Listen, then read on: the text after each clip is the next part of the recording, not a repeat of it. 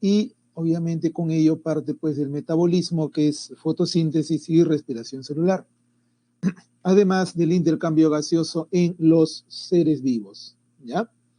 Bien, para poder visualizar adecuadamente pues la presentación, vamos a salir un momento del vídeo, ¿ya? Repito entonces, tenemos para desarrollar el día de hoy lo que corresponde pues al capítulo de nutrición, fotosíntesis, respiración, intercambio de gases y sistema respiratorio humano.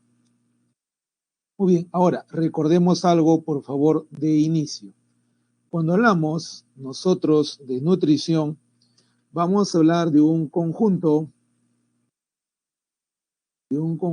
de procesos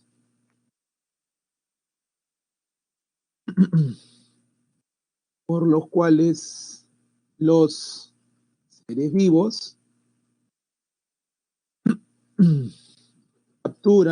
captan sustancias del entorno, de su entorno,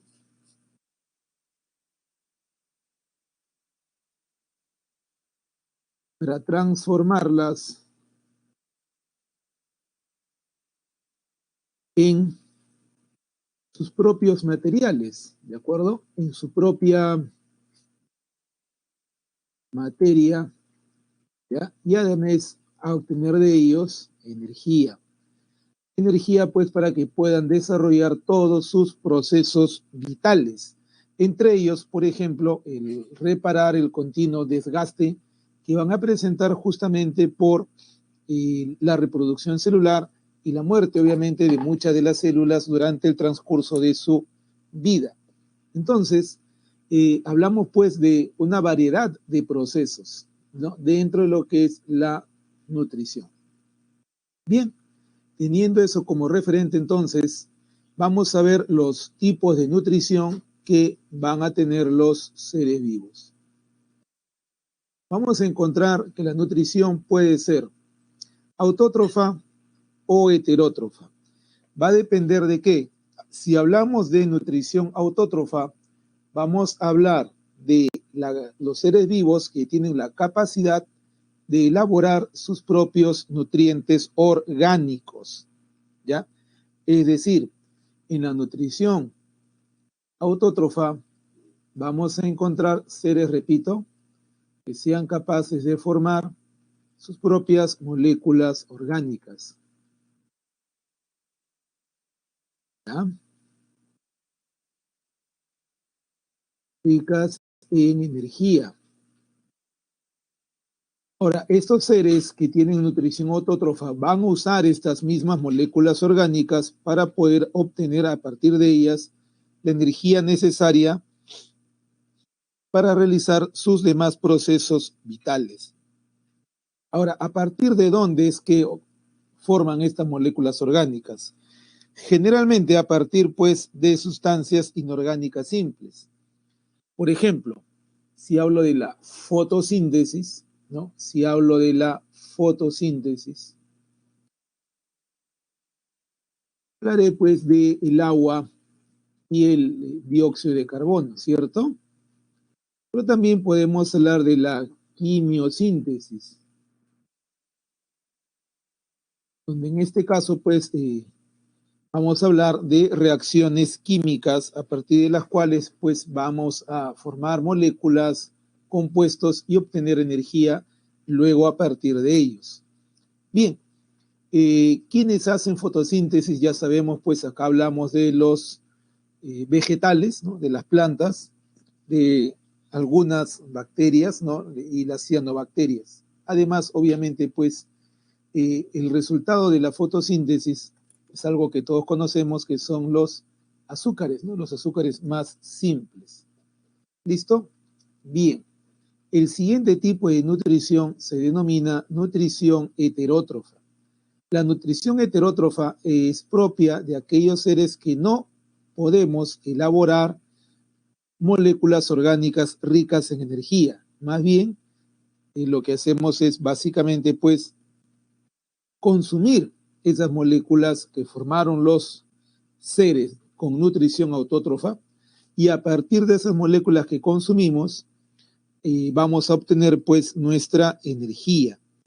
¿Ya? Entonces, nosotros, los de nutrición heterótrofa, ¿de qué dependemos? Vamos a depender del medio para obtener nuestras moléculas orgánicas, ¿no? Ricas en energía. Eso es lo que va a ocurrir con nosotros. Ahora, ¿quiénes tienen nutrición heterótrofa y cuáles son sus tipos? Como podemos ver ahí, tenemos la nutrición holozoica, la nutrición saprófaga. Vamos a empezar por la última. Cuando hablamos de nutrición saprófaga, hablamos de alimentarse con sustancias que van a provenir de la putrefacción. ¿Ya? Entonces hablamos de materia orgánica muerta o putrefacta. ¿De acuerdo? Y básicamente lo que hacemos pues es absorber, hay absorción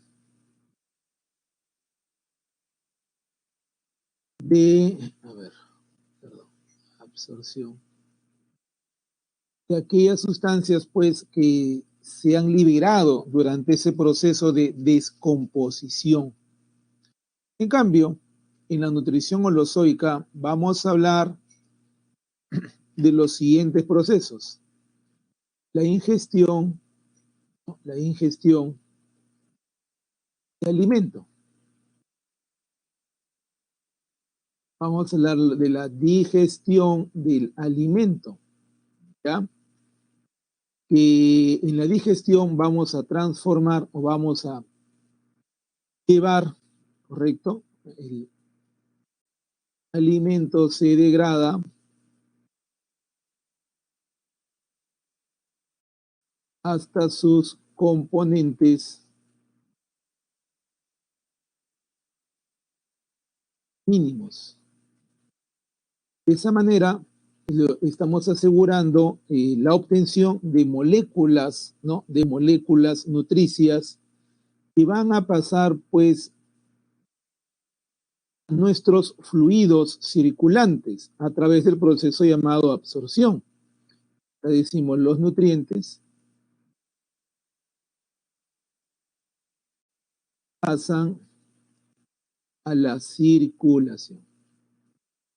En nuestro caso, por ejemplo, en el caso humano, esa absorción se lleva a cabo a nivel intestinal, fundamentalmente. Y luego hablamos de la eliminación de los residuos no asimilables, no absorbibles, ¿ya? Entonces, si te das cuenta, este tipo de nutrición holozoica, pues, es básicamente lo que hacemos los humanos y los animales, ¿de acuerdo? Principalmente. También acá podemos incluir, pues, a los protozoos, ¿ya? Excepto a los protozoos holofíticos, porque los holofíticos tienen nutrición autótrofa, pueden hacer fotosíntesis, ¿ya? Muy bien, tenemos eso en cuenta entonces para este proceso, nutrición. Ahora, ya que hemos tocado el punto de fotosíntesis, lo que vamos a ver pues es la fotosíntesis. Y cuando hablamos de la fotosíntesis, vamos a mencionar en primer lugar los elementos y su ecuación, teniendo en cuenta que la descripción que vamos a hacer del proceso corresponde a lo que ocurre en plantas. Repito, la descripción, el estudio que vamos a hacer del proceso de fotosíntesis corresponde con lo que ocurre, repito, en plantas, ¿ya? Entonces, a ver, cuando hablamos de la ecuación y los elementos, repito, ecuación y elementos, hablamos pues de que necesitamos dióxido de carbono, ¿ya? Y agua. Necesitamos, repito, dióxido de carbono y agua, que van a reaccionar empleando como fuente de energía para este proceso la luz o la energía luminosa, empleando además un pigmento o fotopigmento porque es capaz de recibir la energía luminosa, llamado clorofila. Entonces, ¿cuáles son los elementos que van a intervenir en la fotosíntesis? Primero el CO2, después el agua, luego la energía luminosa, la clorofila, y obviamente, como esto está ocurriendo en un ser vivo, las enzimas, ¿no? Las enzimas específicas para el proceso. Muy bien, ahí tenemos entonces los elementos de la fotosíntesis. Ahora, ¿cuáles son los productos finales en total? Los productos finales pues van a ser glucosa, ¿no? Que va a ser finalmente almacenada en el vegetal, transformándose en almidón, ¿no? La glucosa se polimeriza en almidón y se almacena en órganos vegetales, como frutos, raíces y tallos. El oxígeno que va a ser liberado a la atmósfera, ¿ya? Repito, oxígeno que va a ser liberado a la atmósfera. Y finalmente, pues, agua. Ahora, de acá recuerda, este oxígeno que se libera a la atmósfera es el oxígeno que vamos a emplear los seres aeróbicos, ¿ya? Y cuando hablo de seres aeróbicos, incluimos al mismo vegetal, ¿no es cierto? Bien, ahora, en cuanto a las estructuras, la principal estructura fotosintética de un vegetal es la hoja.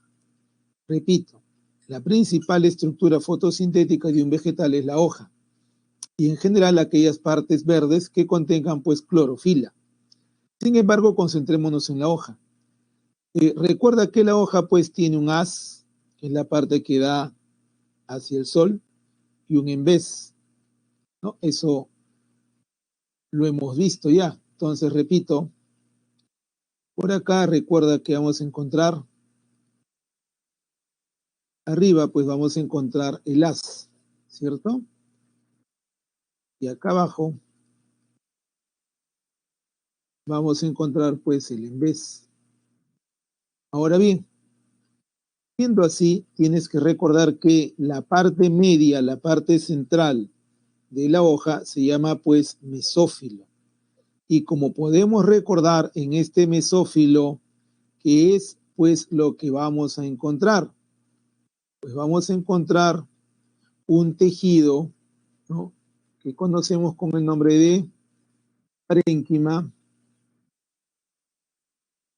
clorofiliano. Obviamente llamado así justamente por la presencia pues de la clorofila. Muy bien, ahora dentro de este parénquima, ¿no? O dentro de las células de este parénquima vamos a ubicar al cloroplasto. Repito, dentro de las células de este parénquima, ¿qué vamos a ubicar? Al cloroplasto. ¿Por qué es importante ubicar al cloroplasto? Porque tenemos que recordar que el cloroplasto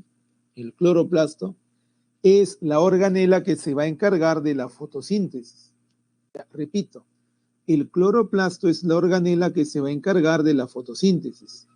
Para ello tenemos pues que recordar que tiene una membrana externa, una membrana interna, que la membrana interna se pliega sobre ella misma para formar pues la membrana tilacoide, que es donde vamos a encontrar la clorofila.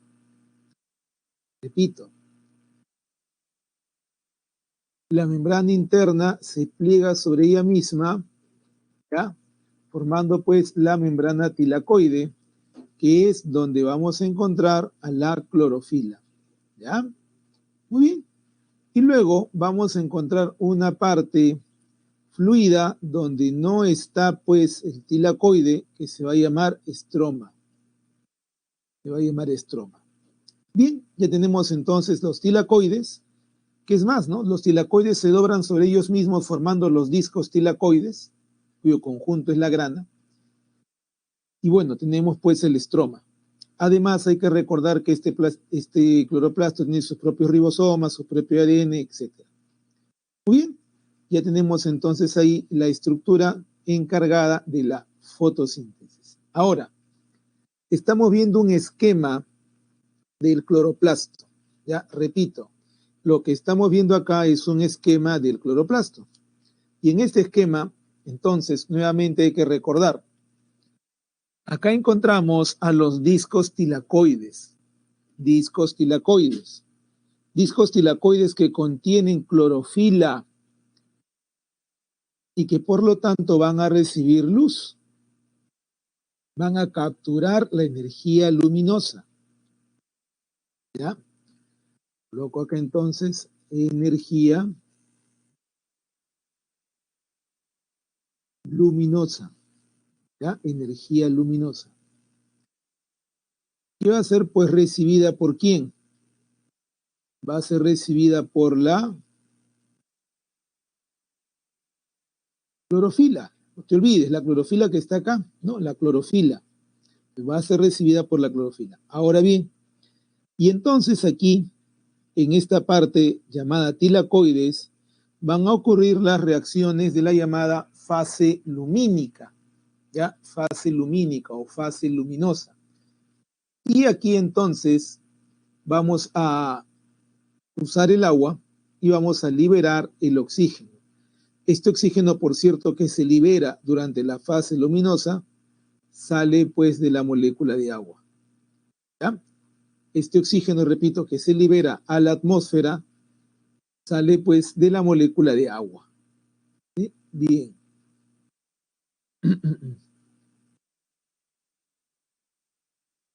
Ahora, en el otro lado, recordemos que además de tilacoide está el fluido llamado estroma.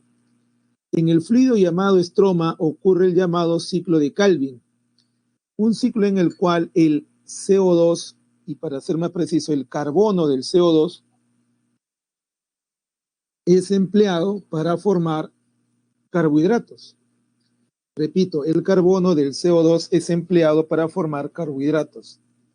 Y el ciclo en el cual ese CO2 es pues integrado se llama ciclo de Calvin.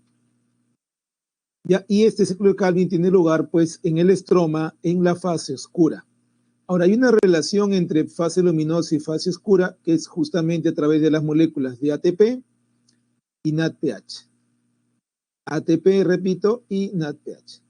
Ya, esto es en cuanto pues a lo general de la fotosíntesis.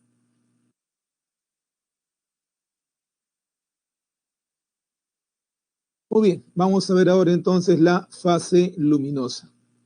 Recuérdate, te estaba diciendo que la membrana interna se pliega hacia el interior del cloroplasto, formando pues la membrana tilacoide, que se dobla sobre ella misma pues para formar una especie de disco llamado disco tilacoide, ¿ya? Y en este disco tilacoide vamos a encontrar pues a los llamados fotosistemas, ¿ya? Pero ¿qué cosa es un fotosistema? A ver, entonces perdón,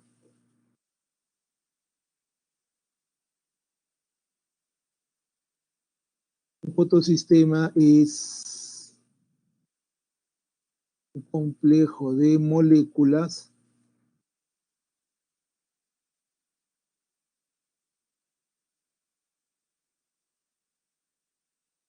capaces de capturar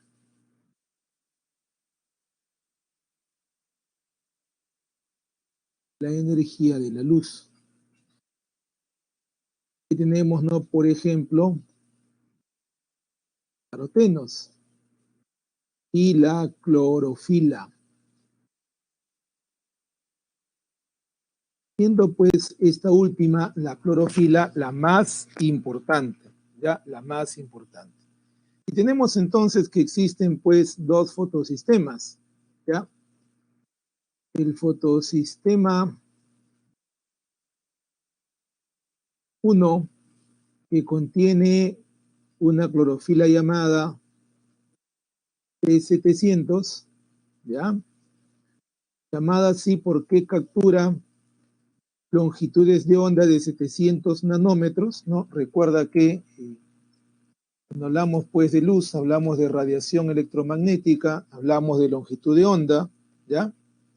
Entonces hablamos del fotosistema 1 o P700, clorofila P700. Y luego tenemos también pues el fotosistema 2,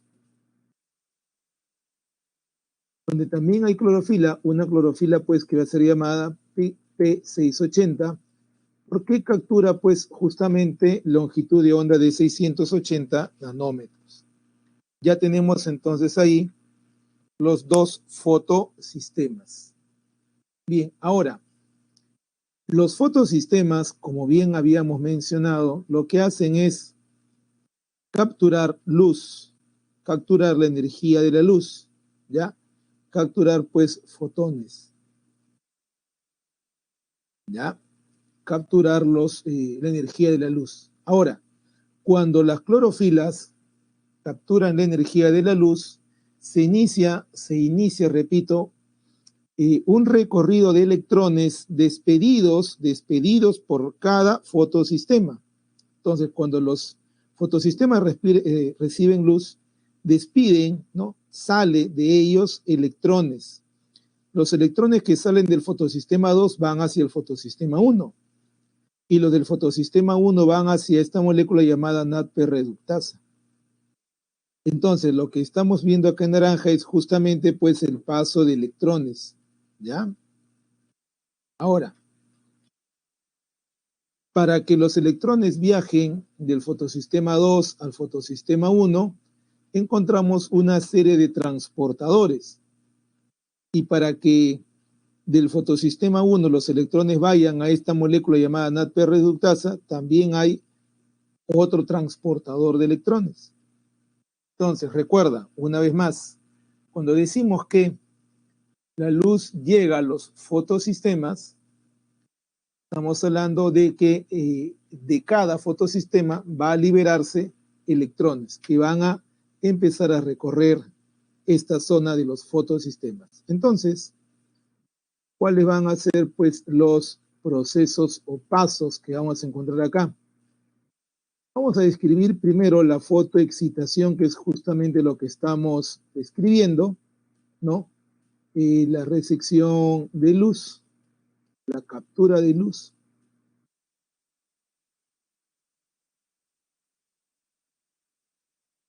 La energía de la luz y el recorrido de electrones. Eso es la fotoexcitación, ¿ya?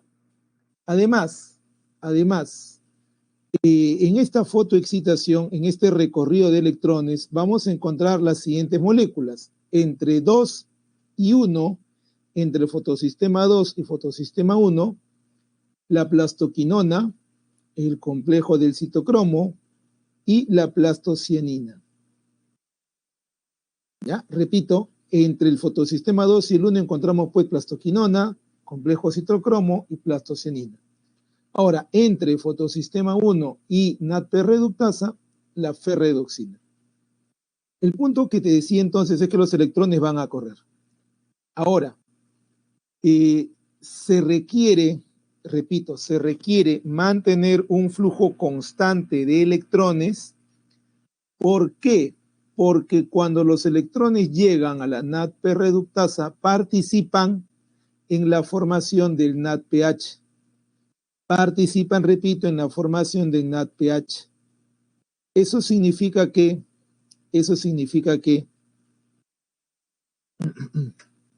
repito, eso significa que los electrones siempre deben estar moviéndose. Para mantener, repito, una fuente constante de electrones en movimiento, vamos a usar la molécula de agua. ¿Ya? Repito, vamos a usar la molécula de agua. Entonces, a ver, si hablamos del uso de la molécula de agua, tenemos pues que romper a esa molécula de agua. Entonces estamos hablando de la fotólisis del agua. La fotólisis del agua que nos va a generar electrones, sobre todo por el fotosistema 2, ¿correcto? Nos va a generar, vamos a escribir por acá, protones o equivalentes de reducción y oxígeno. Recuerda que este oxígeno se libera ¿a dónde? A la atmósfera. Ese oxígeno se va a liberar a la atmósfera. Muy bien, ¿y dónde ocurre la fotólisis del agua? Aquí, en el fotosistema 2. El fotosistema 2 permite también entonces la ruptura de la molécula de agua con la energía de la luz que llega a este fotosistema. Pero la energía de la luz que llega a este fotosistema 2 también permite, repito, también permite la ruptura de la molécula de agua. Ahora, cuando esto ocurre, cuando los electrones empiezan a recorrer, entonces no hay más que esperar que lleguen hasta la NADP reductasa. Sin embargo, fíjate acá arriba. Ya, eso es lo naranja es los electrones. Pero te dije, la molécula de agua no solamente nos da electrones, también nos da protones. H positivo. A ver, los protones o equivalentes de reducción son estos, los H positivo. Y entonces, los H positivo que salen del agua, que salen de la molécula de agua, se van almacenando aquí, en la parte interna del tilacoide. En la parte interna, repito, del tilacoide. ¿Ya? Y como están acá amontonados, ¿no? Acumulados, van a salir, repito, van a salir a través de una molécula llamada ATP sintasa. Esta molécula llamada ATP sintasa, ¿no? Va a permitir la formación de ATP solo cuando los protones salen a través de ella. Entonces, a ver, la salida de protones a través de esta ATP sintasa permite pues la formación de ATP. Y la formación de ATP recibe otro nombre. Ese proceso de formación de ATP se va a llamar fotofosforilación. Repito, es la formación ¿de qué? De ATP. Ahora, para formar ese ATP requerimos, te había comentado, de protones. Protones que en primera instancia, ¿de dónde salen? Pues justamente de la fotólisis del agua. Salen, repito, de la fotólisis del agua. Por eso es que se menciona que este fotosistema 2, al liberar protones, gracias a esos protones, permite la formación de ATP. Gracias a la liberación de estos protones, repito, permite la formación de ATP. A ver. A ver, mi estimado joven. Cuando la concentración de hidrogenión en una solución, porque esto finalmente termina siendo una solución, se incrementa, decimos que, ¿qué pasa pues con el pH? Que está aumentando la concentración. Ya, recordemos, eso significa pues que el pH se aleja del 7, se acerca al 1, entonces estamos hablando de un medio. Vamos, usted mismo escriba por favor.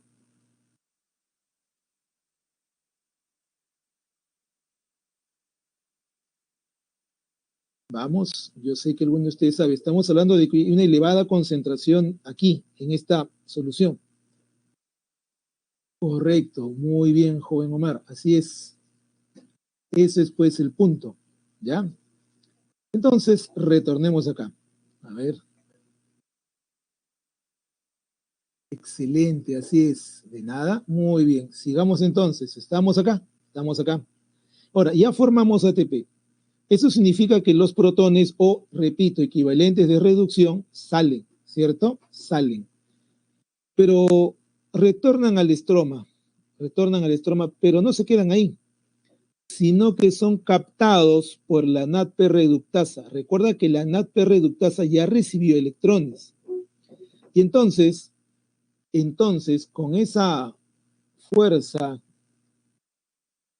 que tiene por la llegada de electrones, ya va a capturar a los protones y vamos a ser partícipes del proceso de fotoreducción, que es pues la formación de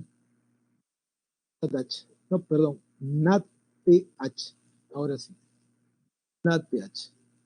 Recuerda pues que aquí la NADP reductasa pues hace justamente eso, ¿no? Reduce al NADP. Este NADP llega acá oxidado y termina siendo pues reducido. ¿De acuerdo? Ahora, entonces ya tenemos ahí pues los 4 procesos, ¿no? Fotoexcitación, fotólisis del agua, fotofosforilación y el último que es la fotorreducción. Ahora recordemos que la fase luminosa entonces va a darnos varios productos. ¿Cuáles van a ser los productos de la fase luminosa? El oxígeno más el NADPH y el ATP. Ahora recuerda por favor, los dos últimos van a dónde? A la fase oscura. ¿De acuerdo? Van a la fase oscura. Mientras que obviamente pues el oxígeno se libera a la atmósfera. ¿De acuerdo? Se libera a la atmósfera. Muy bien, ya tenemos ahí este detalle acerca pues de la fase luminosa. Ahora recordemos algo más. La formación de ATP que hemos descrito acá ha empleado los dos fotosistemas. Pero hay ocasiones, ¿no?, en los cuales la ausencia de uno de los elementos intervinientes acá hace que solo funcione un fotosistema. ¿Se va a seguir formando ATP? Sí, pero ya no funcionan los dos. Entonces, ¿cómo se va a denominar ese fenómeno, ¿no?, ese proceso? Vamos a verlo entonces en el siguiente punto, hablando específicamente de la fotofosforilación. Tenemos dos tipos, la no cíclica, llamada también acíclica, que es la que acabamos de describir, donde se emplean los dos fotosistemas, ¿no? El fotosistema 2 P680, el fotosistema 1 P700, ¿ya? Se emplean ambos fotosistemas, y aquí el detalle de este punto es pues la presencia de NADP. Repito, una vez más, la presencia de NADP, ¿ya? Esa presencia de NADP es pues importantísima. Eso significa que si no existiera el NADP, no podríamos formar NADPH. Y si no se forma NADPH, entonces, le decimos acá, entonces los electrones de 700 que salieron, recuerda, de 700, van a regresar. Repito, de nuevo, en la fosforilación que hemos visto, se emplean los dos fotosistemas, 680 y 700. Se emplea NADP, y gracias a que se emplea NADP, se forma NADPH y se puede formar ATP. ¿De acuerdo? Se puede formar ATP. Ya, ese es en la fotofosforilación no cíclica o acíclica. ¿Qué pasa en cambio cuando no tenemos NADP? Entonces, recuerda esto, cuando está ausente el NADP, ¿ya? Vimos entonces que la fotofosforilación va a ser cíclica. ¿Por qué, profesor? Porque ahora los electrones de 700 nadie los va a recibir. Nadie los recibe. Así que, siguiendo la flecha azul, los electrones retornan al fotosistema 1. Retornan, dan la vuelta. Por eso decimos que es cíclica. Correcto. Entonces, si la fotofosforilación es cíclica, es porque hay ausencia de NADP. Y además, no se libera oxígeno. No se libera oxígeno. ¿Ya? Eso es importante. No se libera oxígeno. En cambio, en la fotofosforilación cíclica, sí, pues aquí sí se libera oxígeno. Entonces hay ahí una diferencia fundamental. ¿Cuándo es que la fotofosforilación se llama cíclica? Cuando no tenemos NADP, cuando se ha gastado el NADP. Muy bien, ya tenemos entonces ahí los pasos pues de la fase luminosa. Vayamos, te decía, a la fase siguiente, que es la fase oscura. Y entonces, cuando hablamos de la fase oscura, tenemos que entender que esta fase va a tener pues eventos como el ciclo de Calvin, ¿no? Que es un conjunto de procesos cíclicos, por eso se llama obviamente ciclo de Calvin. Y luego, la formación de moléculas orgánicas. Ahora, por favor, recordemos algo antes de continuar. Esta molécula de PGAL, que se llama también fosfogliceraldehído, es esta misma de acá, gliceraldehído 3-fosfato, ¿ya? Es la misma, solo es otro nombre, pero es la misma molécula, 3 carbonos en cada caso. Ahora bien, el ciclo de Calvin-Benson. El ciclo de Calvin-Benson, te decía, es una serie de reacciones cíclicas que conllevan a formar gliceraldehído 3-fosfato o PGAL y a regenerar ribulosa 1,5 bifosfato. Repito, entonces, el ciclo de Calvin-Benson me va a permitir formar, obtener, elaborar gliceraldehído 3-fosfato y regenerar ribulosa 1,5 bifosfato. Pero su objetivo fundamental, o sea, lo más importante que debemos recordar de esto, ¿cuál es? Es este punto, que aquí, en este ciclo, se fija el CO2, se lleva a cabo pues la fijación de CO2, ¿ya? Y entonces, ¿qué vamos a encontrar acá? Que empezando el ciclo pues de Calvin-Benson, vamos a hablar de la fijación,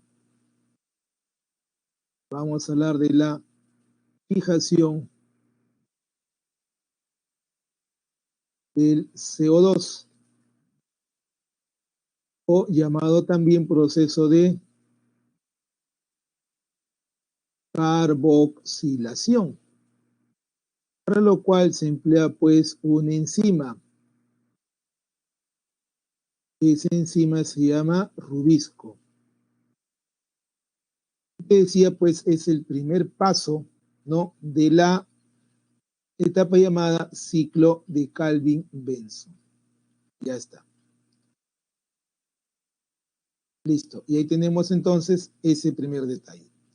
Ahora, un asunto importante es que para formar una molécula orgánica como la glucosa, tenemos pues que recordar que la glucosa, ¿cuántos carbonos tiene? Tiene 6 carbonos. Cada carbono que viene de esta o que está en esta glucosa, repito, cada carbono que está en esta glucosa viene del CO2. Y por eso es que vamos a emplear 6 carbonos. ¿Ya? 6 carbonos. Eso significa que no vamos a requerir un solo ciclo de Calvin, sino que vamos a requerir 6 ciclos de Calvin. Ya, repito, vamos a requerir de 6 ciclos de Calvin. Y por eso es que tienes pues las cantidades de moléculas ahí, ¿no? 6 moléculas de CO2 durante 6 ciclos de Calvin van a reaccionar con 6 moléculas de ribulosa 1,5 bifosfato para formar moléculas de fosfoglicerato que van a reaccionar con el ATP que viene de la fase luminosa, se van a transformar en moléculas de 1,3 bifosfoglicerato, que va a reaccionar con el NADPH que viene de la fase luminosa, y se van a convertir en moléculas de gliceraldehído 3-fosfato, este PGAL. Ahora, ¿cuántas moléculas de gliceraldehído 3-fosfato vamos a formar durante los 6 ciclos de Calvin? Pues 12. De estas 12, solo voy a usar 2 moléculas para formar, por ejemplo, glucosa. ¿Por qué, profesor? Mira, la molécula de gliceraldehído 3-fosfato tiene 1, 2 y 3 carbonos.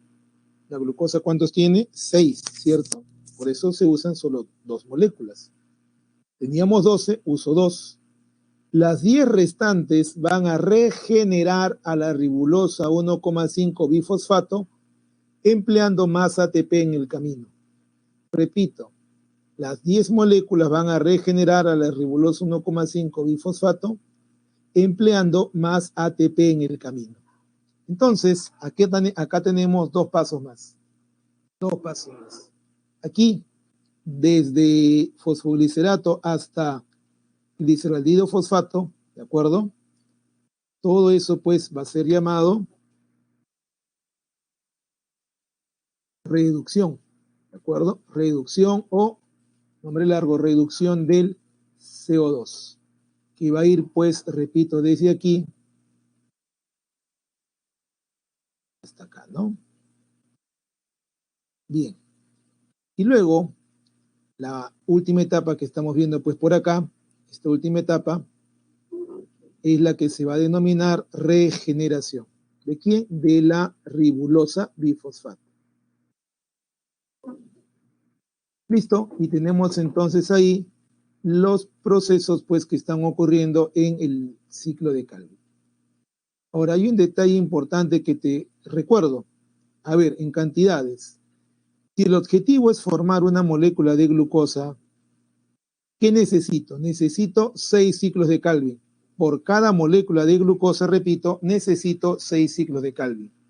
Por cada molécula de glucosa voy a emplear 12 más 6, 18 ATPs.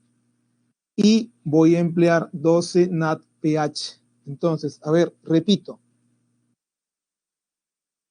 Para formar una molécula de glucosa, vamos a usar o vamos a requerir 6 ciclos de Calvin, 12 ATP, perdón, 18 ATP, mil disculpas, 18 ATP y 12 NADPH. Listos solo por una molécula de glucosa. Ahora, recuerda algo más. Esta glucosa es una molécula que va a almacenar energía. Entonces, ahí va una observación. Aquí vamos a hablar pues de la energía que se almacena en las moléculas o llamada energía de enlace. ¿Ya? Energía, repito, que se almacena en las moléculas, llamada también pues energía de enlace. Muy bien, ahora el PGAL puede convertirse no solo en glucosa, sino también en aminoácidos o en ácidos grasos. Y de esa manera pues dar origen a los demás grupos de sustancias. Listo, ya tenemos ahí entonces la fotosíntesis. Vamos ahora al siguiente proceso, la respiración celular. Ahora, recuerda por favor, la respiración celular es un proceso que nos va a garantizar, nos va a permitir liberar, porque es eso, no es la liberación de la energía de las moléculas orgánicas energéticas, valga la redundancia, ¿no? Liberar la energía de las moléculas orgánicas que han formado, que se formaron en los procesos de fotosíntesis, por ejemplo, ¿no? Ahora, recordemos, esa energía que se libera de estas moléculas orgánicas es justamente la energía que había almacenado la glucosa, por ejemplo. Te había indicado. ¿Cómo se llama esa energía que vamos a liberar? Energía, pues, de enlace. Se libera. ¿Por qué decimos que se libera la energía de enlace? Porque lo que vamos a hacer aquí en este proceso de respiración celular es romper justamente esos enlaces, ¿no? Degradar, oxidar esas moléculas orgánicas ricas en energía para obtener justamente la energía que ellas han almacenado. Por eso es que la respiración celular, repito, es un proceso de liberación de energía. Muy bien. Teniendo eso en cuenta, vamos a recordar que la respiración celular puede ser anaeróbica y aeróbica.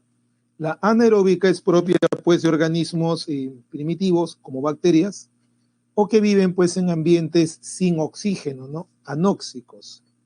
O incluso con presencia de muy poco oxígeno, ¿no?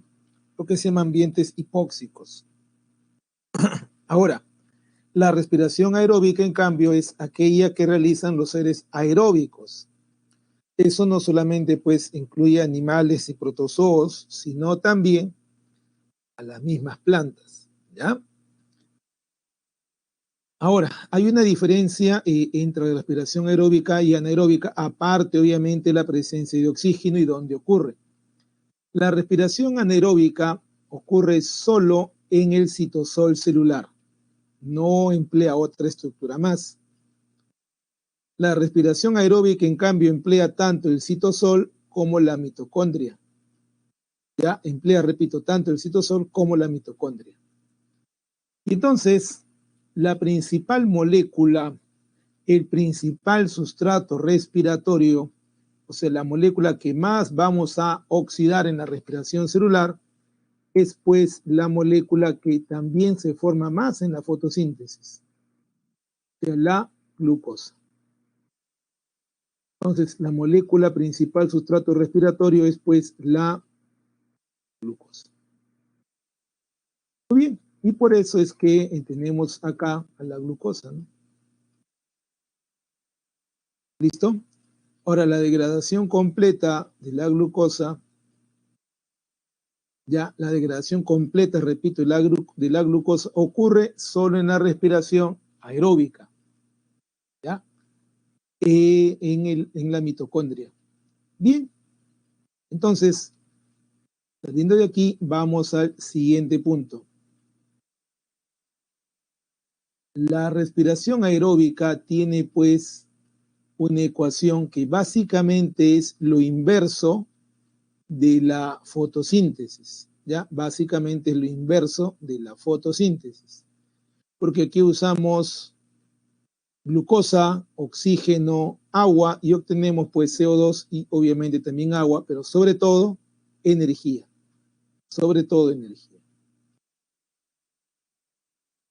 Hoy vamos a continuar entonces con la primera parte, sea de la respiración celular aeróbica o de la respiración celular anaeróbica, que es pues la glucólisis, ya llamada también vía de Meyerhoff. A ver, la glucólisis, repito, la glucólisis, no te olvides, solo va a ocurrir en el citosol. ¿Ya? Solo va a ocurrir en el citosol. ¿Y en qué consiste la glucólisis? Cuando hablamos de glucólisis, hablamos de romper a la molécula de glucosa. Romper, repito, a la molécula de glucosa hasta obtener, y ahí vamos con los productos, hasta obtener dos moléculas de piruvato, dos ATP netos y dos NADH. Entonces, a ver, tenemos acá lo siguiente. La glucólisis, reitero, nos permite romper a la glucosa y obtener estos tres productos. Productos que van a ser pues procesados de diferente forma dependiendo si continúa la parte anaeróbica o la parte pues aeróbica. A ver, la glucosa, repito, va a ser degradada, oxidada hasta obtener dos piruvatos, dos ATP netos y dos NADH. No olvidar, estamos hablando de un proceso de degradación, ¿ya? De degradación. Ahora, observamos, sin embargo, un pequeñísimo detalle. En el proceso tenemos 4 ATPs acá. Fíjate en esto. En el proceso, aquí tenemos 4 ATP, ¿cierto? Ya. Se forman, ¿no? Pero de estos 4 vamos a tomar 2 para la siguiente glucólisis, ¿ya? Para la siguiente glucólisis. Quedándonos entonces solo 2 netos o útiles para que la célula disponga de ellos, ¿ya? Los otros 2 se van a emplear en la siguiente glucólisis. ya tenemos ahí entonces el asunto de la glucólisis. Repito, ocurre en el citosol y consiste en degradar, tras una serie de reacciones que en total son 10, a la glucosa hasta obtener 2 piruvatos, 2 ATP netos y 2 NADH más H, 2 NADH. Hay un detalle importante acá, por favor, quiero que tengas en cuenta esto. La formación de ATP, la formación de ATP aquí en este punto, a ver, perdón.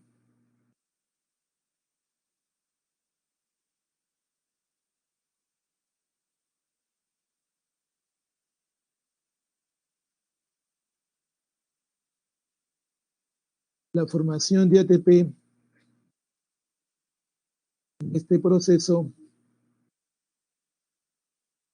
se denomina fosforilación a nivel sustrato. ¿Por qué? Porque es un proceso de fosforilación que ocurre durante la reacción. No es un proceso especial como habíamos visto hace rato en fotosíntesis. No, esto ocurre durante la reacción química. Por eso se llama fosforilación a nivel sustrato. Muy bien, ahora te decía, si la glucólisis sigue pues un mecanismo anaeróbico, hablamos por ejemplo de fermentación, pero si sigue un mecanismo aeróbico, vamos a hablar pues del ingreso a una mitocondria, ¿ya? A una mitocondria. Bien, ya tenemos entonces ahí la glucólisis, ¿no? La glucólisis. Luego tenemos aquí la respiración aeróbica en primer lugar. La respiración aeróbica, repito, en primer lugar, que comprende la glucólisis, que ya les había dicho, ¿no? La glucólisis, la formación de acetil, el ciclo del ácido cítrico, llamado también ciclo de Krebs, y la cadena de transporte de electrones y la quimiosmosis, que nos permite la formación de más ATP. Entonces, a ver, si hablo del ciclo del ácido cítrico, ¿de qué estoy hablando? Te decía, el ciclo de Krebs, ¿ya? Y si te hablo de del transporte de electrones y de la quimiosmosis, ¿ya? A ver, vamos a hablar entonces aquí de dos procesos importantes. Lo que se va a llamar cadena respiratoria y del otro proceso llamado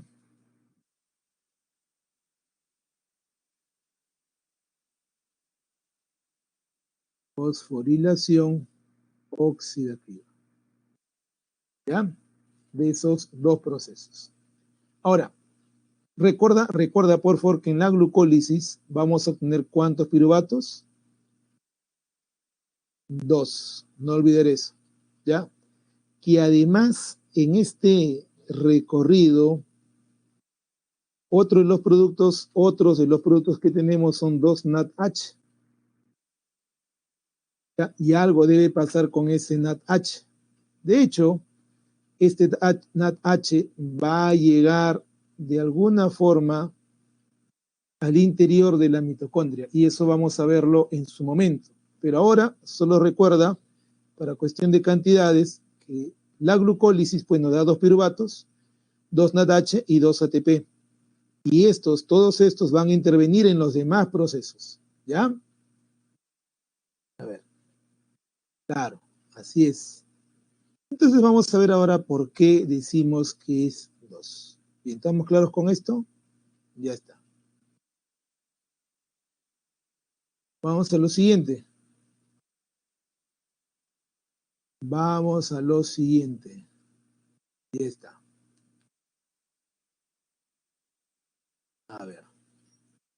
Entonces ya te había mencionado que ingresan 2 moléculas de acetil, ¿no? O, perdón, que estoy hablando, 2 moléculas de piruvato. Acá tenemos entonces, acá, 2 moléculas de piruvato que se van a convertir en 2 moléculas de acetil. La coenzima A, recuerda por favor, que se une en este proceso. La coenzima A es básicamente un transportador, ¿no? Que va a llevar a este producto llamado acetil al siguiente paso. Ah, ya. Pero, recuerda, la conversión de piruvato en acetil lleva a la pérdida de CO2. Repito, la conversión de piruvato en acetil lleva o conlleva la pérdida de CO2. Así que pasamos de tener 3 carbonos a tener solo 2. Solo 2 carbonos. El acetil tiene solo 2. Entonces, aquí tenemos pues un pequeñísimo proceso. Hay que ponerle nombre, ¿no? Descarboxilación. Porque se está perdiendo pues CO2. ¿Ya? Se está perdiendo CO2. Ya. Y luego, ¿qué vamos a encontrar? Que entra 2NAT y salen 2NADH. O sea, estamos hablando de que va a perder equivalentes de reducción protones o simplemente H, positivo. O H. ¿Cómo se va a llamar eso? Deshidrogenación. Esto es importante mencionarlo porque fue motivo de consulta alguna vez en un examen. Tenemos acá la descarboxilación y la deshidrogenación. Ahora, a continuación, repito, tenemos 2-acetil que van a ser pues llevados de la mano por la coenzima A al siguiente proceso. Este proceso es la formación de acetil.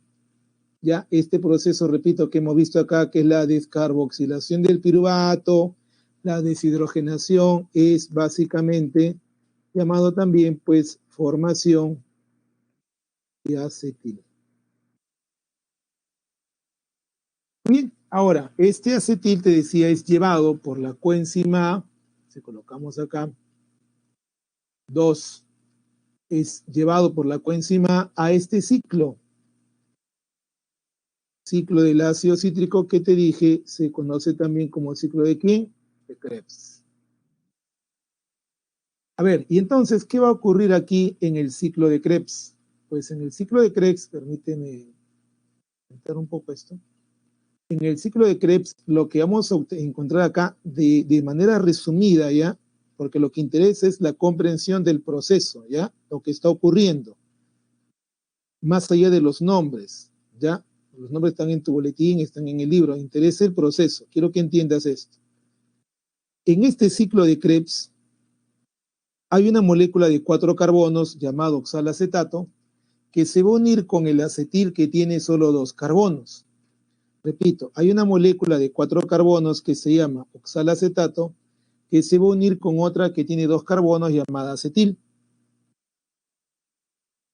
La reacción entre ellas, que es la primera reacción del ciclo de Krebs, forma esta molécula llamada citrato que tiene 6 carbonos. 6 carbonos. Este citrato pierde carbono y se convierte en otra molécula de 5 carbonos. Estoy diciendo bien claro, pierde carbono. ¿Ya? Pierde carbono. Ahora, esta molécula de 5 carbonos va a volver a perder carbono hasta formar una molécula de 4 carbonos. Se va a volver a perder carbono, vuelve a salir CO2. Ahora, esta molécula de 4 carbonos va pues por una serie de transformaciones sin pérdida ya de carbono, por una serie de transformaciones va a volver a convertirse en oxalacetato. ¿Para qué se convierte de nuevo en oxalacetato? Para otra vez iniciar el ciclo, un nuevo ciclo, ¿ya?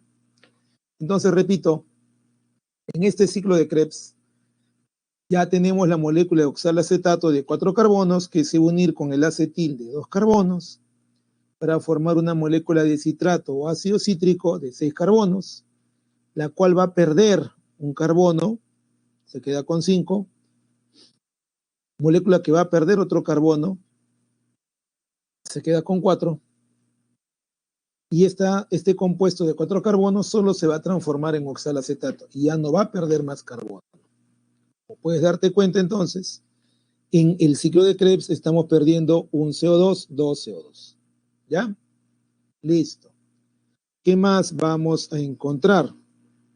Vamos a encontrar ahora que durante el proceso de transformación de este compuesto de 4 carbonos hacia oxalacetato, encontramos que se va a formar ATP. Es decir, para ser muy puntuales, no es que se forme ATP de manera directa.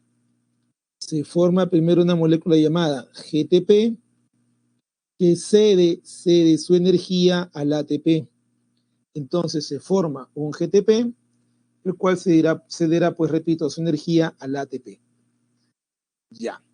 Entonces ya tenemos que en un ciclo de Krebs se forma pues un ATP y se están perdiendo 2 carbonos. Pero hace unos años atrás, una pregunta importante, ¿no? ¿En qué sentido? ¿Por qué el ciclo de Krebs es importante? ¿Qué lo hace tan importante al ciclo de Krebs? Quiero que observes el NAT y el FAT que estamos viendo por acá. NATH, FATH2, NATH, NATH. A ver, ¿qué ocurre? El ciclo de Krebs es importante porque libera, repito, libera equivalentes de reducción.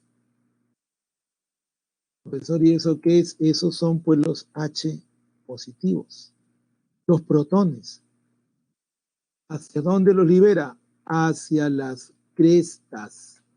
Porque si tú recuerdas, estos procesos que estamos viendo están ocurriendo aquí, en la parte fluida de la mitocondria llamada matriz.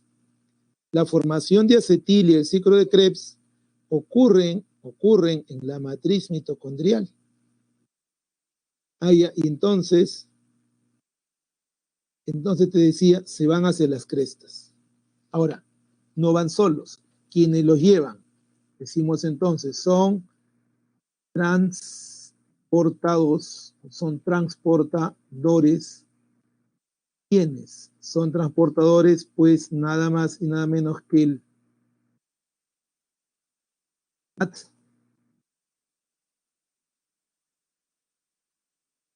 y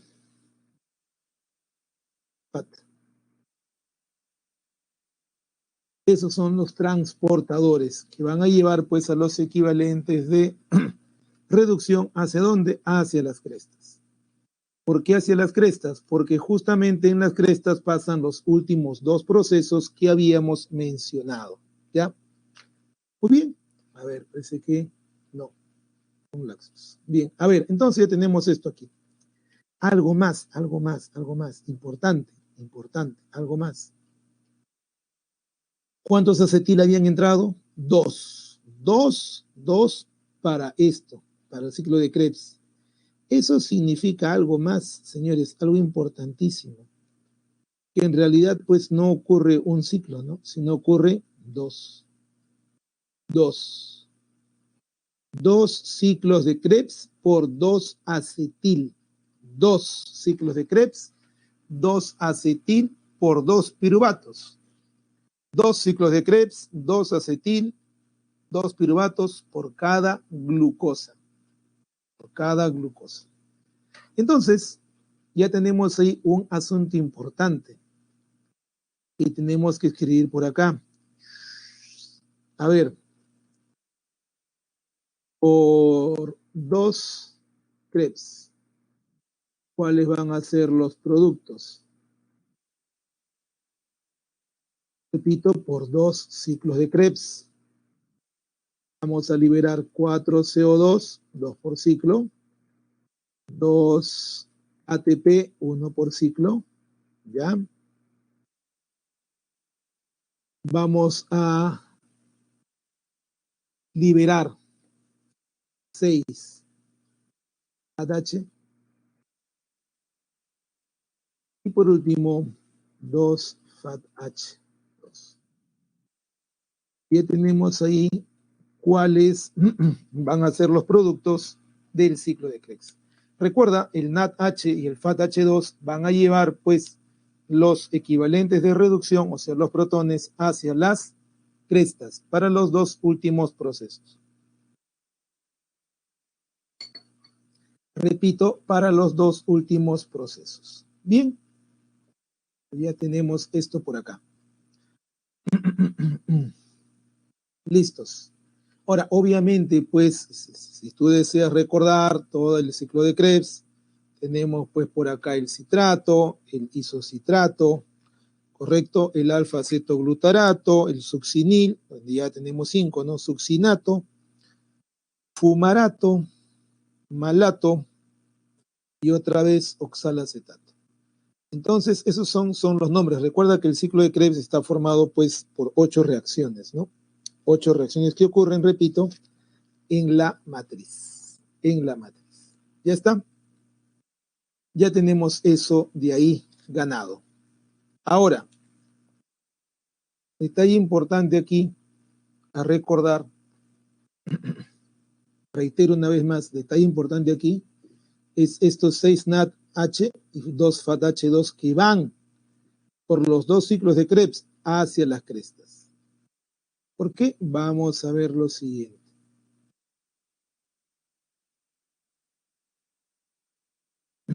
Vamos entonces primero pues con los dos últimos procesos, ¿ya?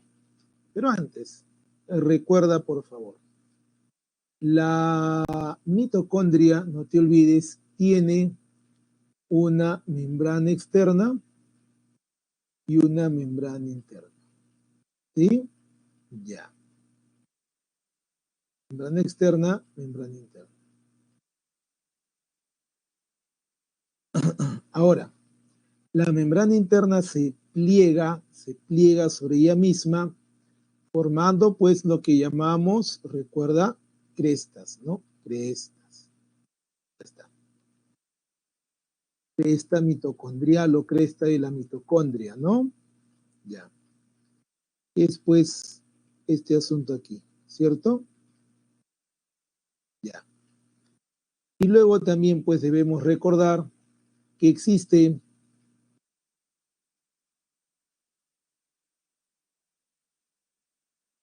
otra estructura llamada matriz, ¿no? La matriz. Ya. Acá tenemos entonces la membrana externa de la mitocondria, la membrana interna de la mitocondria y el espacio entre ambas llamado espacio intermembrana, llamado también espacio intermembrana o, si prefieres, ya, cámara externa. ¿Por qué? Porque justamente la matriz mitocondrial se llama cámara interna, ¿ya? Cámara interna. Repito, se va a llamar cámara interna. Y entonces, ahora, cuando hablamos de la cámara externa y de la cámara interna, quiero que te des cuenta que en la membrana mitocondrial interna vamos a encontrar una serie de complejos, ¿ya? Una serie de complejos que corresponden pues a una suerte de transportadores, ¿ya? Repito, a una suerte de transportadores. ¿Qué ocurre acá? Acá encontramos un complejo llamado NAD-Q-reductasa, ubiquinona, citocromo C, citocromo oxidasa. Reitero, pues están ahí, ¿no? Estos son complejos en donde, si tú recuerdas, van a recorrer electrones. Esta flecha ya la hemos visto. Electrones, ¿ya? Electrones. Van a recorrer, repito, electrones. Van a recorrer, repito, electrones, ¿ya?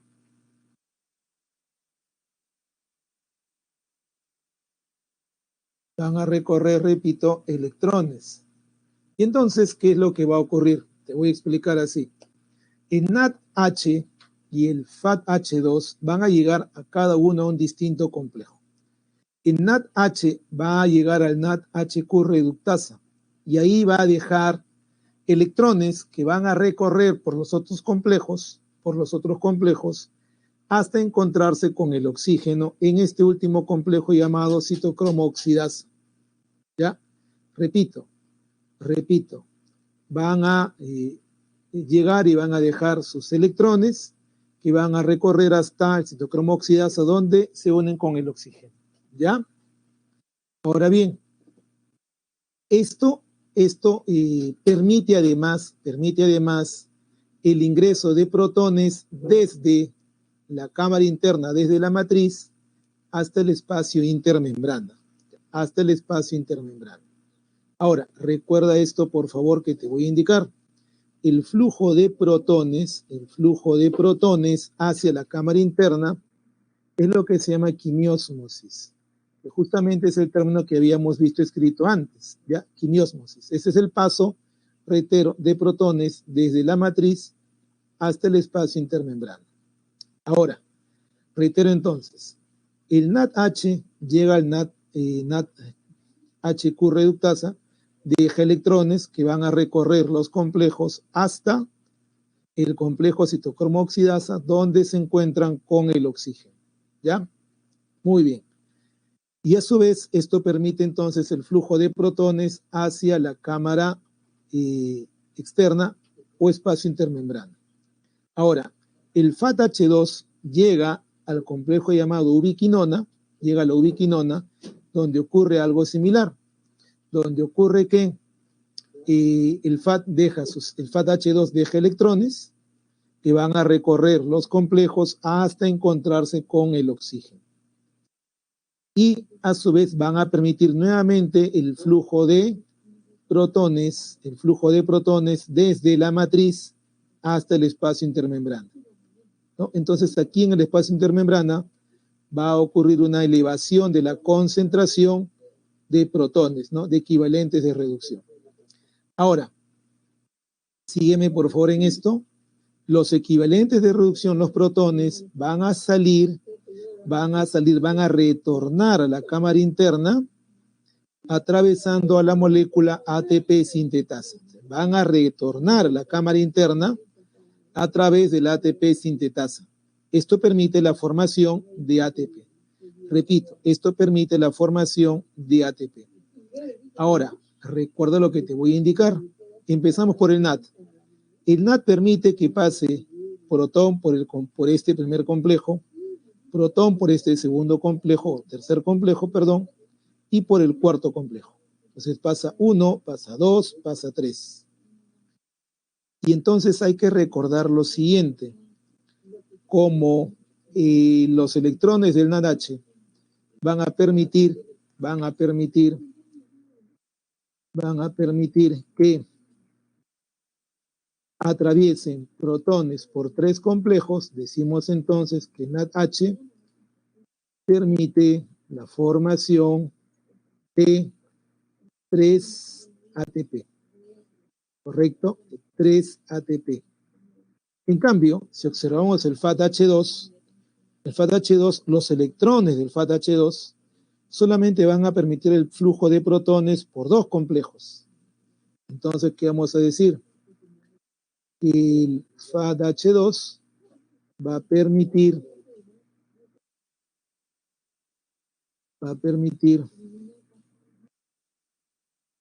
la formación de 2 ATP.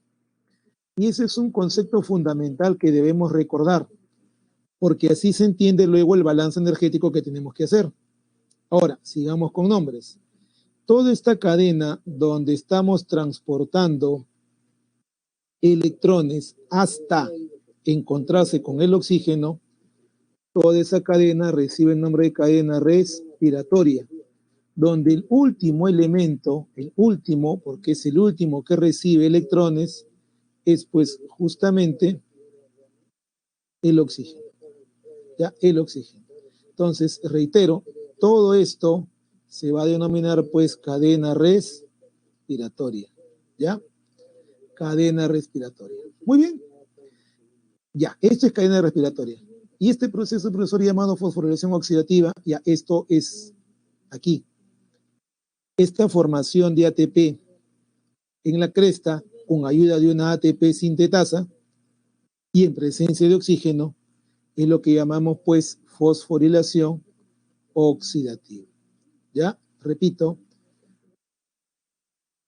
la formación de ATP en la cresta mitocondrial por acción de una ATPasa o una ATP sintetasa y en presencia de oxígeno se llama fosforilación oxidativa. Ya tenemos ahí esos dos procesos que son pues acoplados y que ocurren en la cresta. ¿Ya? Que ocurren en la cresta. Muy bien.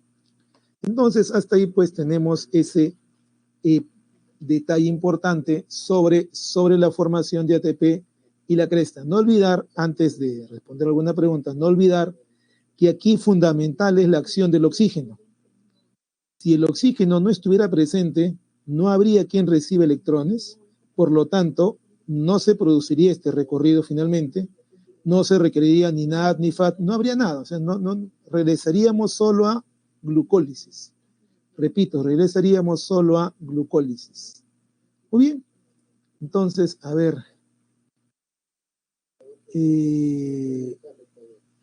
positivo, no, a ver.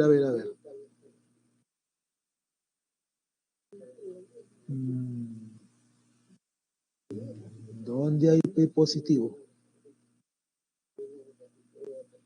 Hasta donde yo recuerdo, el H positivo solo es eso, ¿no? H positivo, ¿no? No entiendo dónde hay P positivo. A menos que te refieras pues a protón, ¿no? Claro, el hidrógeno atómico, o sea, si hablamos del átomo de hidrógeno, recuerda que en el hidrógeno hay un electrón y un protón. Entonces, si yo hablo de H positivo, es un protón, ¿no? Básicamente es un protón. Por eso es que en algunos textos, al hecho de que los protones o los hidrogeniones pasen, ¿no?, por esta ATP sintetasa, se le llama también fuerza protón motriz, ¿ya? Repito, a esto también se le va a llamar fuerza protón motriz, que va a permitir pues la formación de ATP, ¿ya? Bueno, supongo que con eso quedamos pues con la respuesta, ¿no? Bien. Listo. Ahora sí, gracias. Oye, ya tenemos eso listo y entonces vamos al balance energético, ¿ya? Balance energético. ¿Por qué decimos balance energético?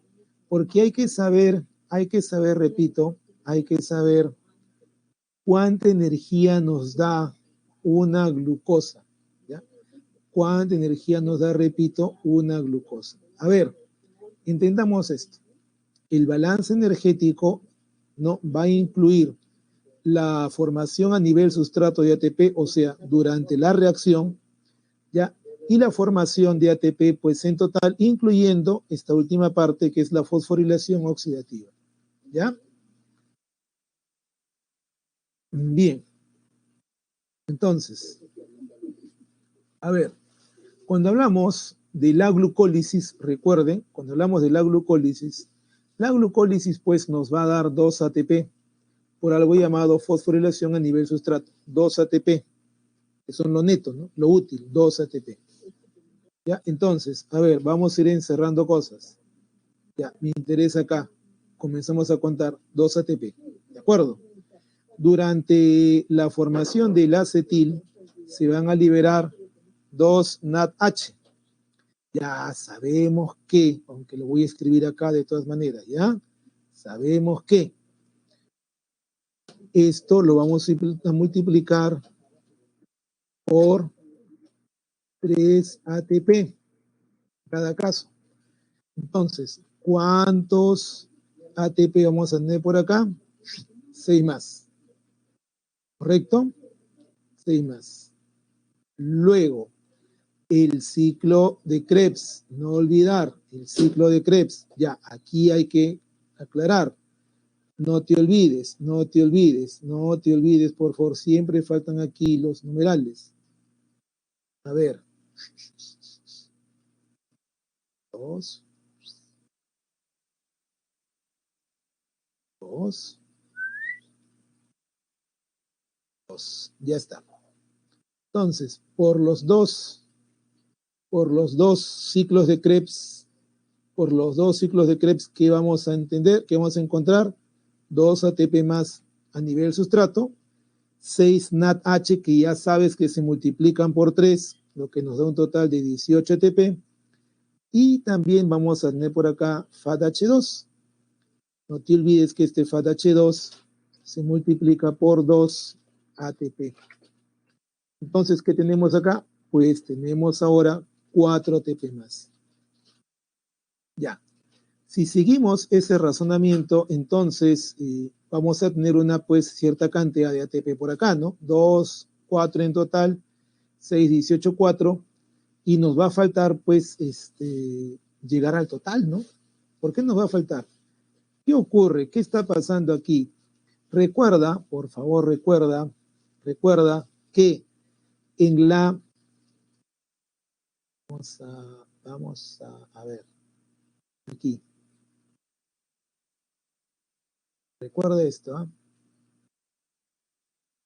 Vamos a ver que este NADH de la glucólisis no pasa directamente a la mitocondria. Debe pasar por un sistema llamado de lanzaderas. O sea, este NADH, digamos así, es segregado, ¿ya? No lo quieren directamente en la mitocondria. Así que va a pasar pues por un sistema de lanzaderas, donde este NADH, que es NADH citosólico, ¿ya? A ver, lo que hace es ceder sus equivalentes de reducción. Cede, ¿ya? Vamos a escribirlo bien. Cede. Y esta es la palabra. Cede.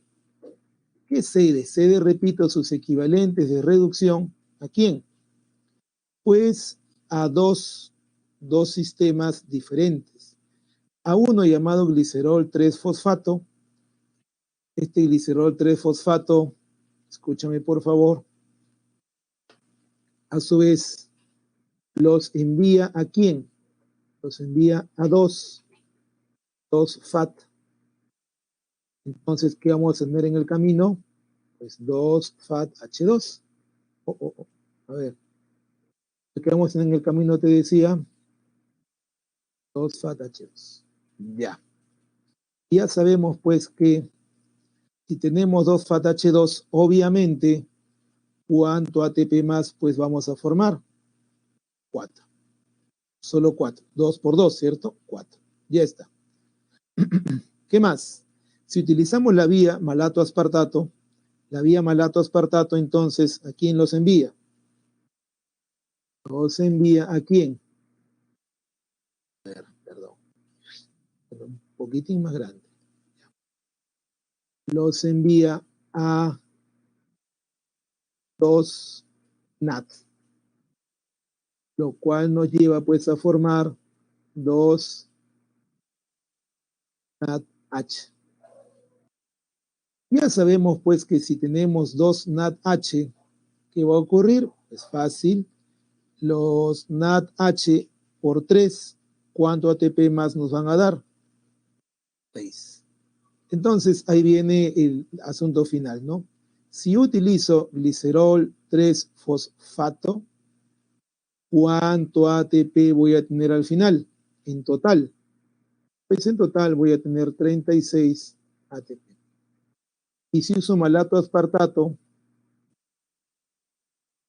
al final, ¿qué voy a tener como total? Pues voy a tener 38 ATP. ¿De acuerdo? 38 ATP. Ah, interesante tu pregunta. ¿Por qué no pueden pasar los NADH de la glucólisis a la mitocondria? Bueno, es un asunto de receptores. Recuerda que en la célula hay pues señalización celular, es decir, hay interacción entre los componentes, ¿ya?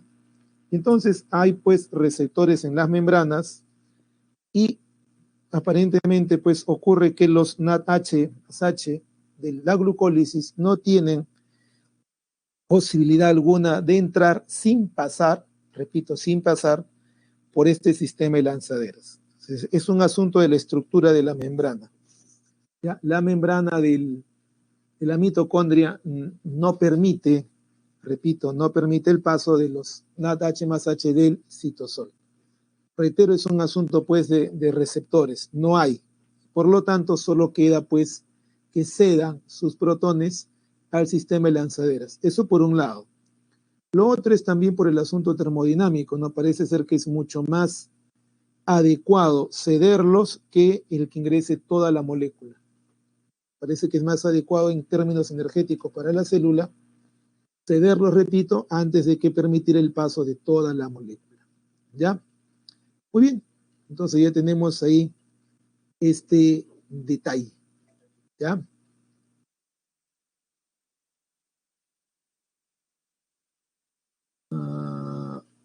A ver, los iones ingresan por difusión facilitada porque hay, uno, proteínas específicas para los iones, ¿ya?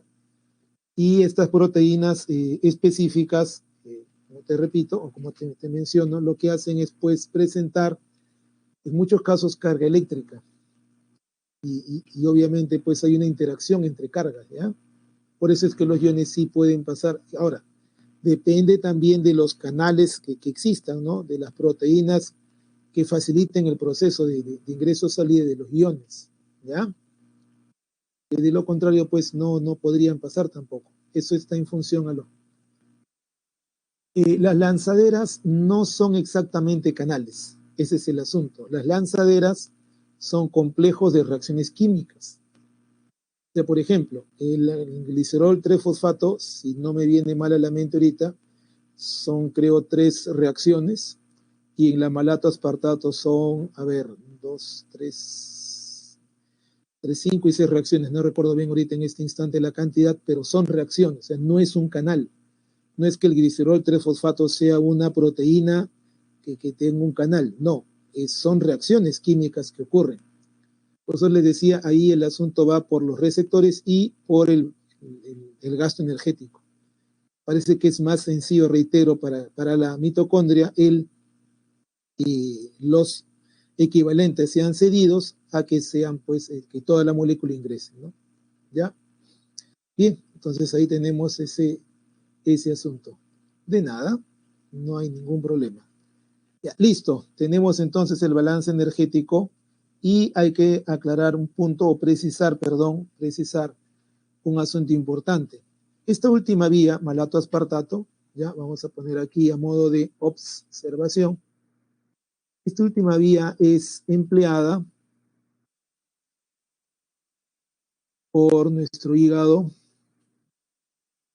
por nuestro corazoncito y por nuestro riñoncito.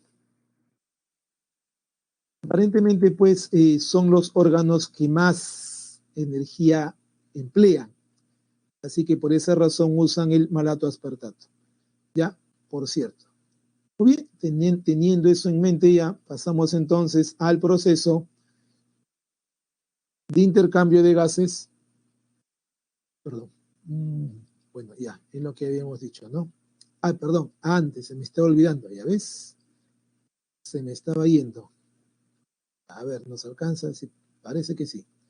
Vamos entonces con el proceso de fermentación. Recuerda, la fermentación es, digamos así, es el segundo paso de la respiración anaeróbica. ¿Ya? Es el segundo paso porque el primero fue la glucólisis. Recuerda que la glucólisis es un proceso que ocurre en ambos tipos de fermentación. Ahora, quiero que entiendas esta referencia que vamos a dar acá. Recuerda que la glucólisis usa NAD para formar NADH2, para formar NADH. Usa NAD para formar NADH. Y lo que tiene que ocurrir necesariamente para que, o sea, lo que tiene que haber necesariamente para que ocurra glucólisis es pues justamente NAD. Si nos falta NAD, no hay glucólisis. Repito, si nos falta NAD, no hay glucólisis. Así que Básicamente la fermentación es el proceso de regeneración del NAD. Repito, la fermentación es el proceso de regeneración del NAD, por el cual el NADH cede sus protones a otra molécula. Repito, el NADH cede sus protones a otra molécula. ¿Ya? Ahora, si el producto de la fermentación es, repito, si el producto de la fermentación es etanol o alcohol etílico, entonces la fermentación se llama alcohólica. Si en cambio el producto de la fermentación es ácido láctico o lactato, la fermentación se va a llamar láctica. ¿Quiénes hacen fermentación alcohólica? Los hongos unicelulares del grupo de las levaduras. Y se emplea pues en la industria del pan, en la industria cervecera, ¿no?, de los licores. ¿Quién hace fermentación láctica? Aquí estamos hablando, por ejemplo, de las bacterias homolácticas que se emplean pues para hacer yogur, para hacer queso, ¿de acuerdo?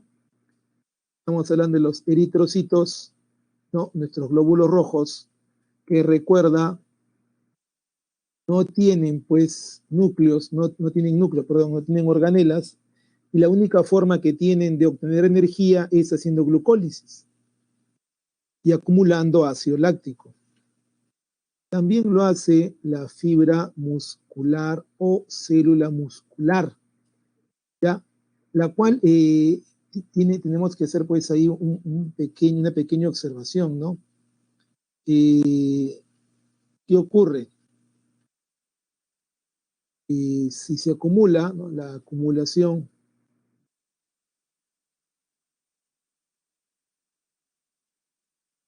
de ácido láctico en la fibra muscular, en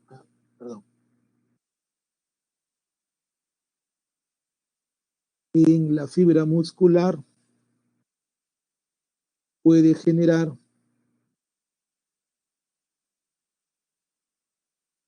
el calambre.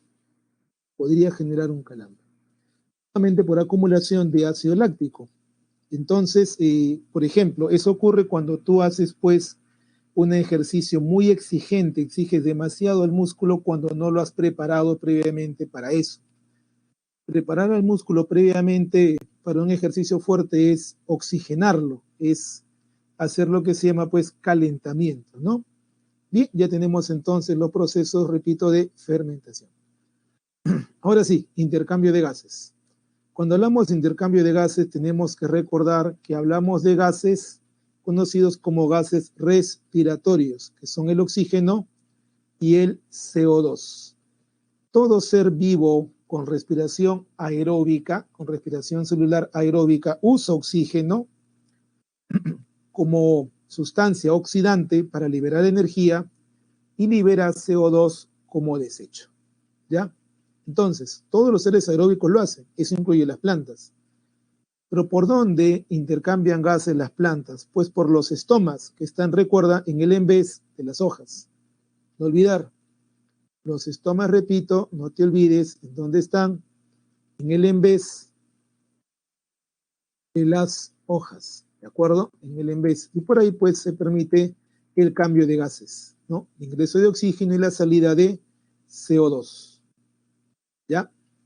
Muy bien. ¿Qué más? Vamos a encontrar luego la respiración traqueal. Recuerda que una tráquea es un tubo de quitina, repito, es un tubo de quitina que llega pues hasta la parte tisular, llega hasta los tejidos, llevando directamente el aire y por tanto el oxígeno a las células. ¿Ya? Repito, llevando el aire y por tanto el oxígeno directamente a las células. Ahora, tiene una apertura, ¿no? Una apertura llamada estigma o espiráculo. Estigma o espiráculo. ¿Ya? Bien, luego tenemos la respiración cutánea.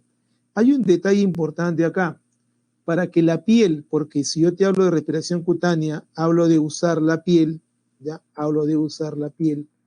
La piel pues debe ser permeable a los gases y esto se logra cuando la piel es delgada, ¿ya? La piel es delgada, está permanentemente humectada, siempre está húmeda, y además está vascularizada, o sea, tiene muchos vasos. Si cumple con esos requisitos de ser delgada, humectada y estar vascularizada, entonces sí se puede emplear la piel como estructura de intercambio de gases. Quienes presentan esto, los anélidos ligoquetos, la lombriz de tierra, por ejemplo, los anfibios adultos, ¿no? Los anfibios adultos.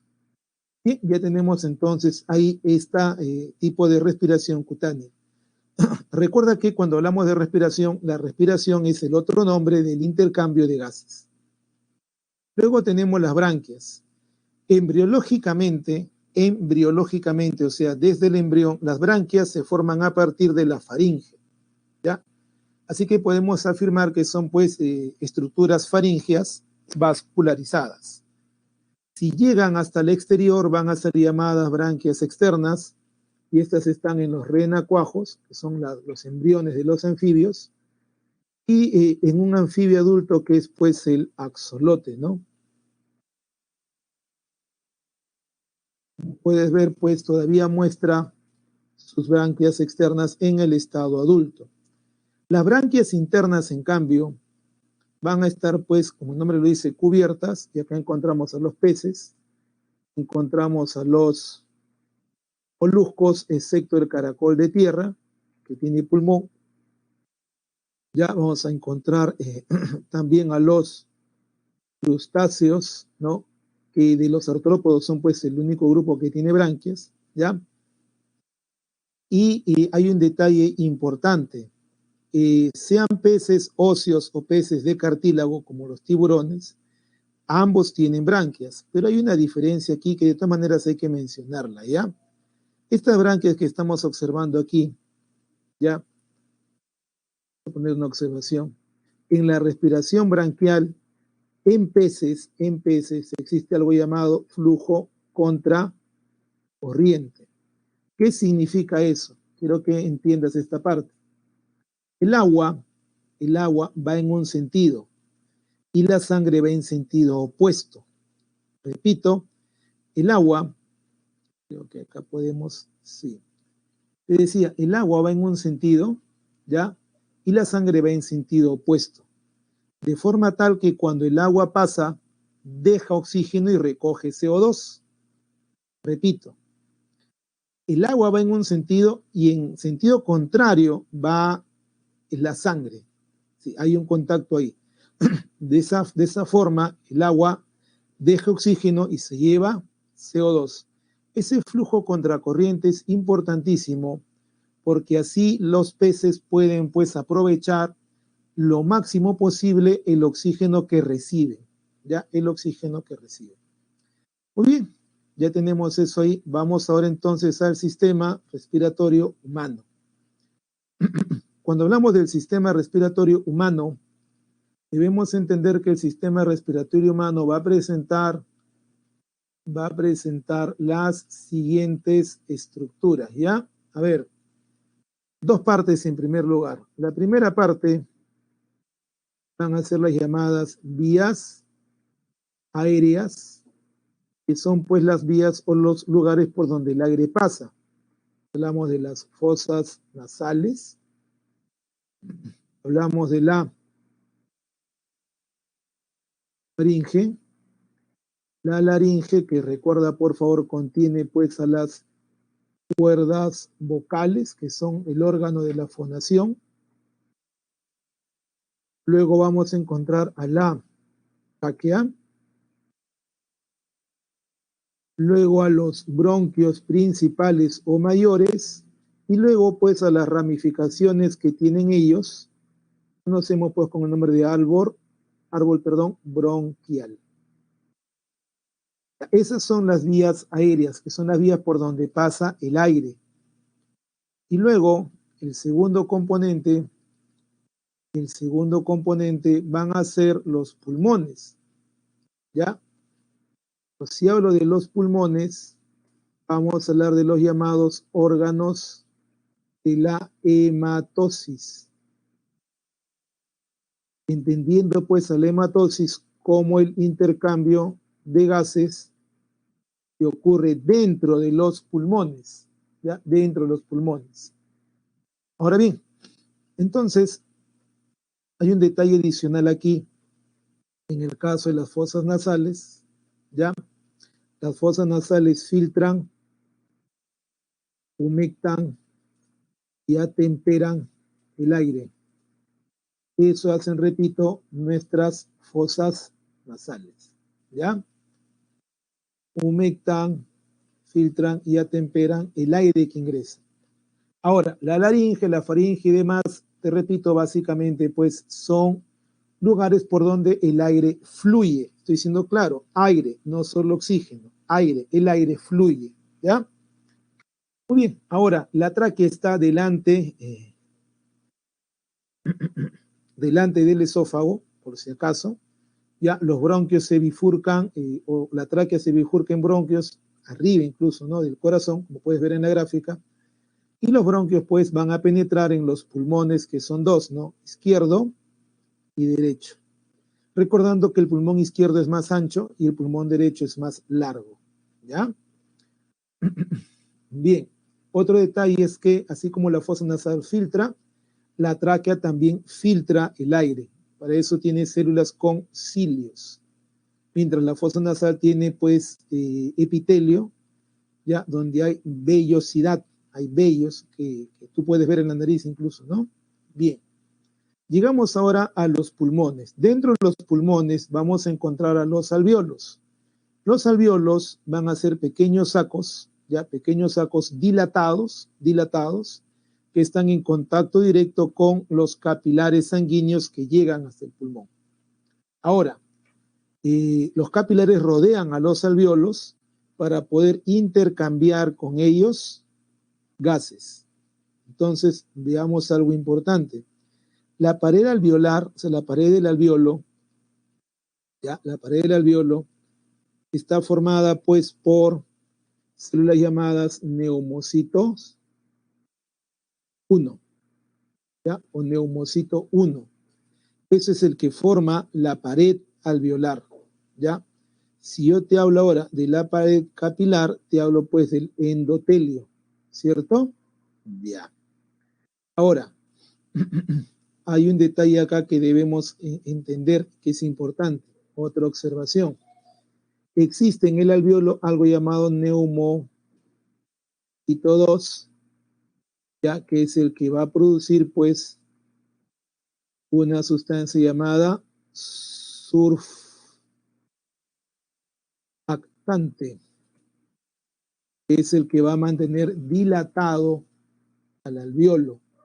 ¿Para qué se mantiene dilatado? Pues justamente para que el oxígeno pueda fluir desde el alvéolo, ¿de acuerdo? Desde el alvéolo, ¿ya? A ver, aquí,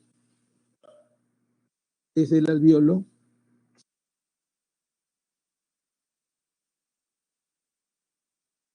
hacia el capilar sanguíneo, hacia el capilar, ¿de acuerdo? Para que fluya hacia el capilar. Ya, ahora, si tú te das cuenta, aquí dentro del alvéolo hay más oxígeno que CO2 y dentro del capilar más bien hay más CO2 que oxígeno. Entonces, este intercambio de gases que estamos viendo acá, esa hematosis, ocurre por difusión. Repito, la hematosis va a ocurrir por difusión. ¿Estamos claros? Reitero, la hematosis va a ocurrir por difusión, porque en el alvéolo hay más oxígeno que CO2 y porque en la sangre hay más CO2 que oxígeno. ¿Ya? Ese intercambio ocurre, repito, por difusión. Ahora, ¿cómo se llama esta estructura formada pues por la pared alveolar, por el endotelio del capilar y por los glóbulos rojos? Esto se va a llamar membrana respiratoria. La membrana respiratoria entonces incluye al neumocito 1, al surfactante también me estaba olvidando, ¿ya? Reitero, la membrana respiratoria incluye al neumocito 1, al surfactante al endotelio y obviamente a los glóbulos rojos. Pero los tres de arriba son pues muy, muy importantes. Ya está, ya tenemos ahí entonces ese pequeño detalle. ¿Por qué pequeño? Porque vamos a pasar ahora a lo siguiente. Para garantizar